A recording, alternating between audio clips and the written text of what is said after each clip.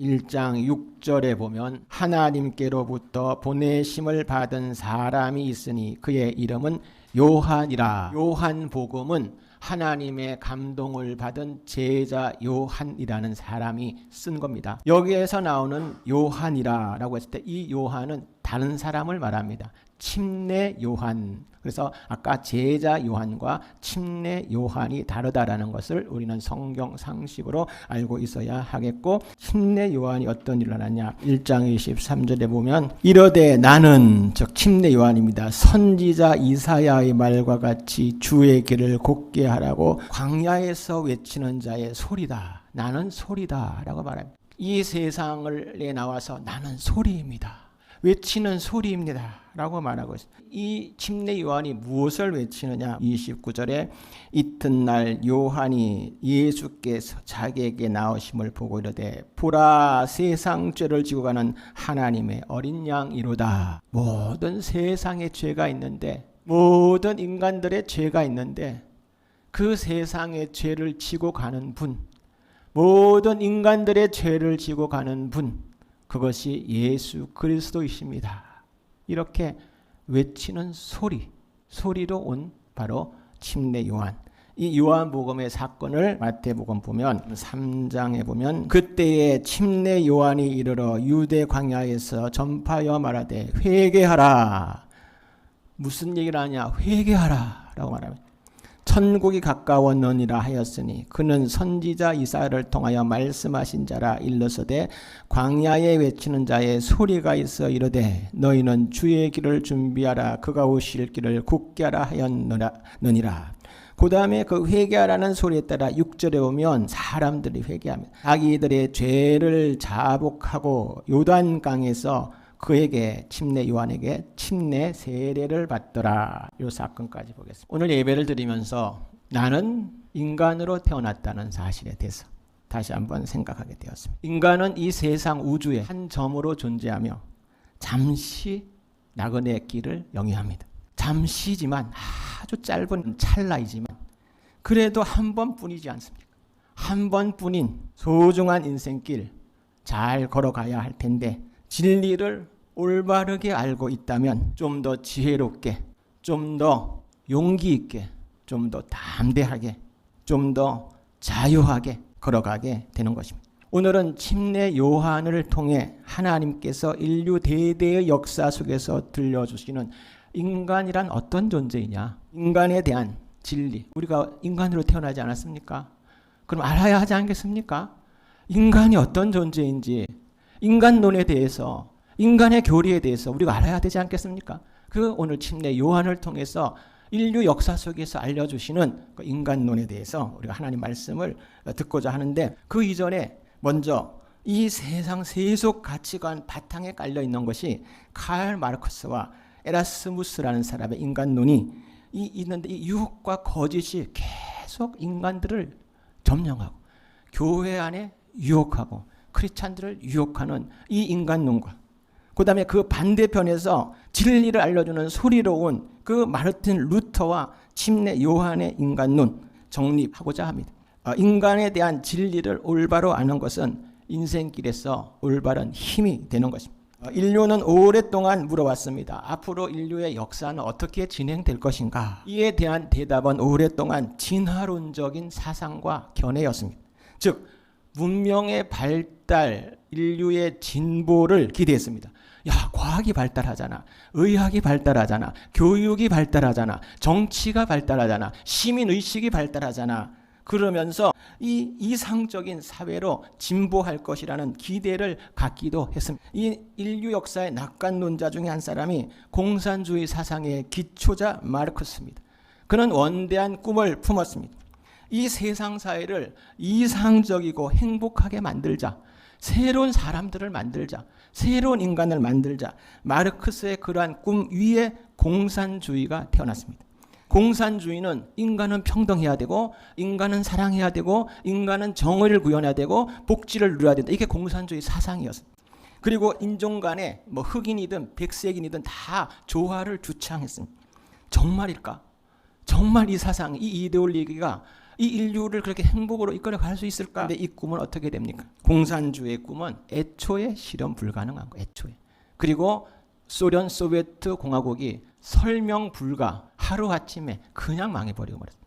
그래서 온 세계는 호외로 이 소식을 선포했습니다. 소련 소비에트의 붕괴, 설명이 불가한 거예요. 그냥 망해버리고 말았습니다. 소련 공산주의는 종교는 이 기독교, 민중의 아편이다 라는 마르크스의 말을 주창하며 기독교를 말살했습니다. 지구상의 그 어느 나라보다도 철저하게 하나님을 삭제해갔습니다.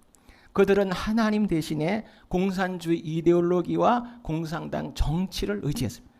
그들은 하나님 대신에 마르크스, 또 스탈린, 레닌 같은 지도자와 사람들을 의지했습니다.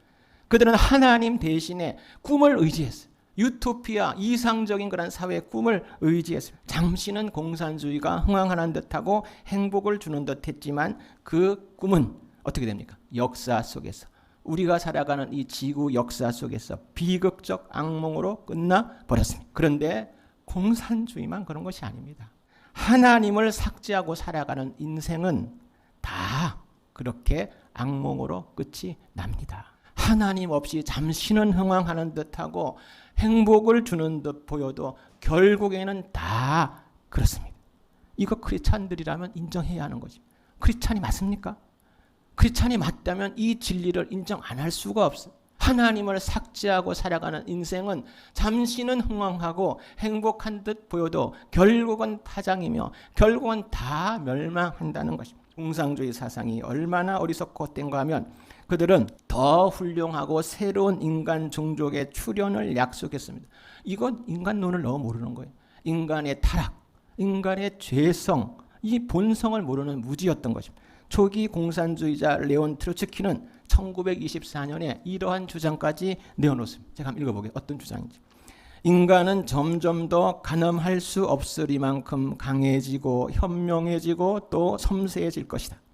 신체는 더 조화로워질 것이며 움직임은 보다 아름다워지고 목소리는 점점 음악처럼 들리게 될 것이다.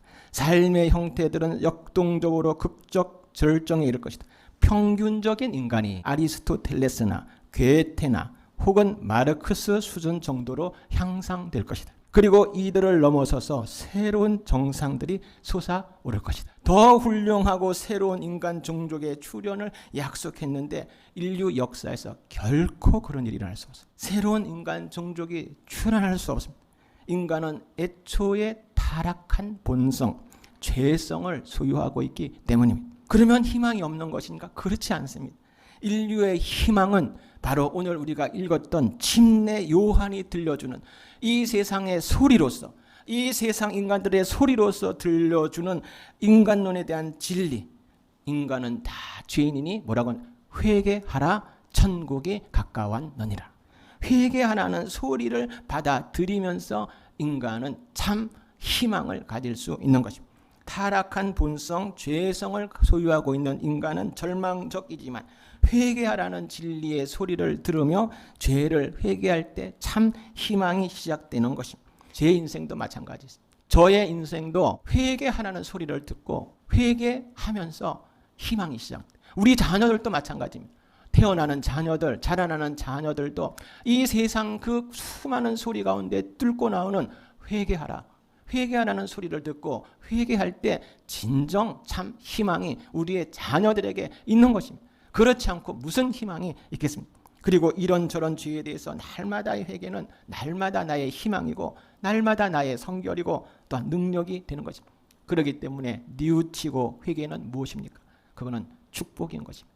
하나님, 내가 또 오늘 뉘우쳤고 내가 회개하였습니다. 그것이야말로 축복인 것입니다. 우리가 살아가는 이 세상은 어떠한 곳입니까? 내 사랑하는 가족들이, 내 사랑하는 사람들이 꽃길을 가기를 원합니다.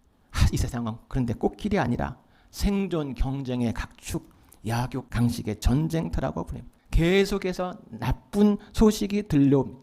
즐겁고 기쁜 소식보다는 괴로운 소식이 훨씬 더 많습니다. 마음은 쓰라리고 마음이 아프고 그런 소식들을 많이 우리는 듣고 살아갑니다. 이 세상에 대해서 너무 부정적인 견해라고 볼 수 있겠지만 이것은 진실입니다. 그리고 이와 같은 세상의 나쁜 소식을 한마디로 정의한데 그것은 우리가 살아가는 이 세상을 죄가 덮고 있다라는 것입니다. 세상을 둘러보니 그런 것 같습니까? 어떻습니까? 이렇게 우리가 살아가는 세상이 죄로 가득한 세상이라는 것도 우리가 직면해야 할 어둠인데 또 직면해야 될 게 있어요. 참 이게 끔찍한 일인데 죄로 가득한 이 세상에 내가 깊이 관련하고 있다는 것입니다. 저도 마찬가지고 죄로 가득한 세상을 만드는데 자기 몫을 톡톡히 하고 있다는 것입니다. 아주 영향력 있는 목사님께서 설교 중 이런 말씀을 종종 하십니다. 한국의 엄마들은 자기 자식 성공시키기 위해서는 살인이라도 저지를 사람이라고요. 이렇게 말씀을 하십니다. 목사님의 견해가 좀 비약이 심하고 또 지나치다는 생각을 가질 수 있습니다. 그런데 최근 교사들의 자살을 사건을 통해 정말이구나. 이거 사실이구나. 자녀들을 향한 삐뚤어진 엄마들의 사랑이 사람을 죽음으로 몰아갈 수도 있구나. 이걸 알게 되는 것입니다. 그런데 명심해야 될 것이 이것이 뭐 엄마라는 어느 특정인을 얘기하는 것이 아니라 우리 모두에게 해당된다는 것입니다.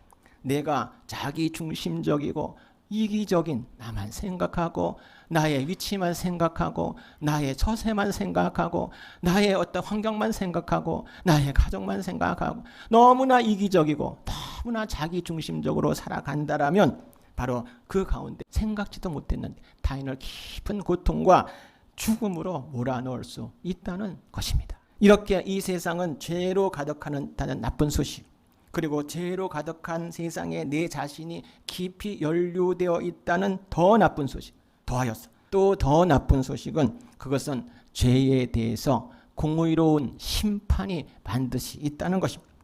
죄 그리고 심판, 이 메시지를 좋아하는 사람 없습니다. 세상 사람도 그렇지만 교회에 다니는 사람들도 불편해합니다. 하지만 자신의 죄를 깨닫지 못한 채 교인이 된다는 거, 크리스찬이 된다는 거 불가능하지. 하나님 내가 죄인입니다. 하나님 내가 죄인입니다. 깨닫지 못하고 성도 생활한다는 거, 교인 생활한다는 거, 크리스찬 생활한다, 이거 불가능한 일입니다. 그래서 우리 인생에는 출생도 중요하고 입학도 중요하고 취직도 중요하고 결혼도 중요하고 출산도 중요하고 죽음도 중요하고 굵직한 사건들이 다 중요한 사건인데 가장 내 인생의 획기적인 사건이 뭐겠어요? 내가 죄인이구나. 내가 심판 아래 있는 자. 내가 죄인이고 내가 심판 아래 있는 자구나. 이 두려운 사실을 깨닫는 것. 이 사실을 깨달아 구원을 이루지 못하는 인생은 허무하고 허무하고 비참하고 비참하며 공산주의자처럼 마침내는 타장하고 마는 것입니다. 이 크리스찬이라면 우리가 이 진리를 인정하며 살아가는. 그렇기 때문에 인간은 다 죄인입니다. 회개하십시오. 천국이 가까웠습니다. 광야의 소리 침례 요한을 예수님께서 어떻게 평가하느냐? 예수님은 바로 이 요한이 가장 위대한 자다. 마태복음 11장 11절 내가 진실로 너희에게 말하노라 여자가 낳은 자 중에 침례 요한보다 더 큰 이가 위대한 이가 일어남이 없도다 라고 말하고 있습니다. 예수님은 요한을 향해서 그 어떤 선지자들보다 가장 위대한 사역을 이룬 자라고 평가합니다. 왜? 요한이 도대체 무슨 일을 했기 때문에 예수님이 가장 큰 자라고 평가합니까? 성경에는 굉장한 기적을 이룬 선지자들이 등장합니다. 그에 비해 요한은 한 게 없어요. 기적을 일으킨 게 없어요. 큰 일을 일으킨 게 없어요. 이름을 나타낸 혁혁한 공과를 일으킨 게 없어요. 그런데 예수님께서 이 엄마에게 태어난 자 중에 요한보다 큰 이가 일어남이 없도다라고 말하고 요한은 어떤 일을 했기 때문에 바로 회개하라.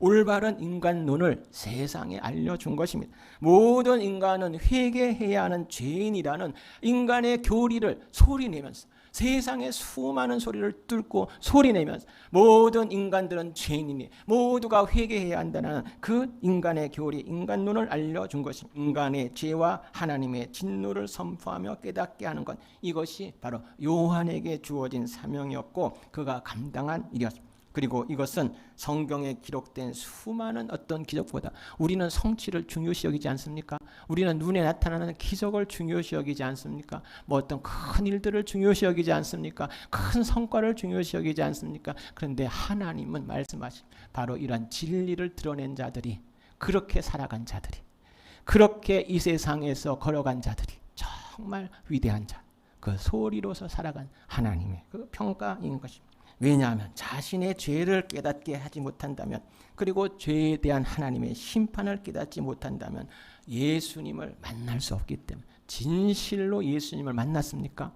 진실로 예수님을 만났다면 주여 내가 죄인입니다. 나는 심판받을 수밖에 없는 죄인입니다. 그래서 나를 구원해 줄 분이 필요합니다. 나의 그리스도가 필요합니다. 나의 손을 잡아줄 분이 필요합니다. 그분은 예수 그리스도입니다. 바로 이 죄와 심판에 대한 중요한 깨달음 속에서 예수 그리스도를 진실로 만나게 되기 때문인 것입니다. 사람들은 종종 말합니다. 하나님이 내 인생에 기적을 베풀어 준다면 그분을 믿을 수 있을 텐데, 절대 그렇지 않습니다. 아무리 많은 기적을 보고 경험하여도 자신의 죄를, 하나님의 심판을 깨닫지 못하는 한 진실한 신앙은 결코 가질 수 없는, 예수님을 진실로 만날 수 없는 것입니다. 다 죄인이구나. 나도 죄인이고, 나의 가족도 죄인이고, 나의 부모도 죄인이고, 나의 자녀들도 죄인이고. 이 인간론을 모르면 어떡합니까? 인간의 교리를 알아야 되는. 우리가 우주 세상을 살아가면서 올바른 인간론을 알아야 돼요. 인간이 어떤 존재인가? 나는 어떤 존재인가? 인간은 모두 죄악 아래에 있고, 죄에 대해서는 진노의 심판이 있고, 그러나 희망이 없는 것이 아니라 희망은 침례 요한이 들려주는 인간론에 대한 진리의 소리. 회개하라. 이 회개하라. 이 소리를 나도 받고 다른 사람에게도 전하기 위해서 나아가는 그러한 삶을 살아가는, 거기에 희망이 시작되는 것입니다. 인간의 타락과 죄에 무지하며 낙관론적 견해를 펼쳤던 공산주의 사상도 그렇지만, 이와 비슷한 논쟁 중에 하나가 유명한 교육자 에라스무스와 마르틴 루터 사이에 벌어진 논쟁입니다. 에라스무스는 우리가 들어봤을 텐데 휴머니스트, 인본주의 사상가로 따뜻한 사람이어서 낙관론적인 사람입니다. 인간은 선을 선택할 능력이 있다고 주장했습니다. 교육과 문화로, 도덕적인 강론 등으로 인간을 참 아름답게 만들어갈 수 있을까? 이 사회를 참 옳게 유토피아적인 그런 사회, 에라스무스입니다. 인간을 신뢰합니다.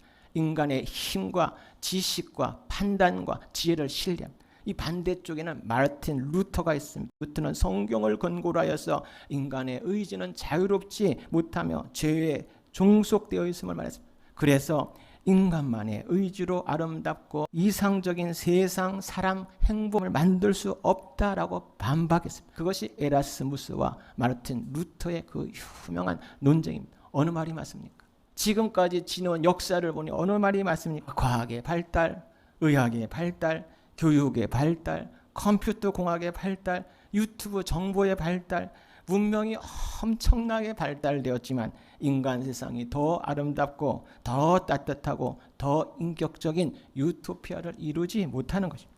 여전히 인간의 욕심으로 인해서 지구촌 곳곳에서는 고통스럽고 괴롭고 끔찍한 일들이 일어나고 있는 것입니다. 왜 세상은 이러할까?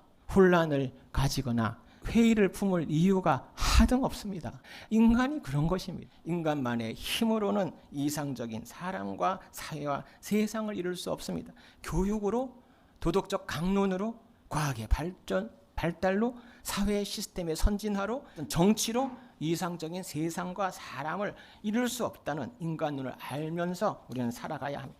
그래서 요한의 소리를 늘 들어야 하는 것이 회개하라. 천국이 가까우니라. 회개의 인류의 희망뿐 아니라 나의 희망도, 생명도, 회복도, 평안도, 모든 좋은 것들이 있는 것입니다. 우리 사람의 내면에 보석 같은 마음이 있는데 그 보석 같은 마음을 자꾸 버려요. 이 보석 같은 마음을 버리지 않아야 되는데 그것은 바로 책망을 받아들일 수 있는 마음. 어릴 때는 우리가 받아들이는데 저도 나이가 자꾸 들면서 책망하면 싫습니다. 자꾸 보석 같은 마음을 받아들여. 하나님이 이 모양 저 모양으로 저를 책망할 때가 있는데 이제는 받아들이기가 싫어.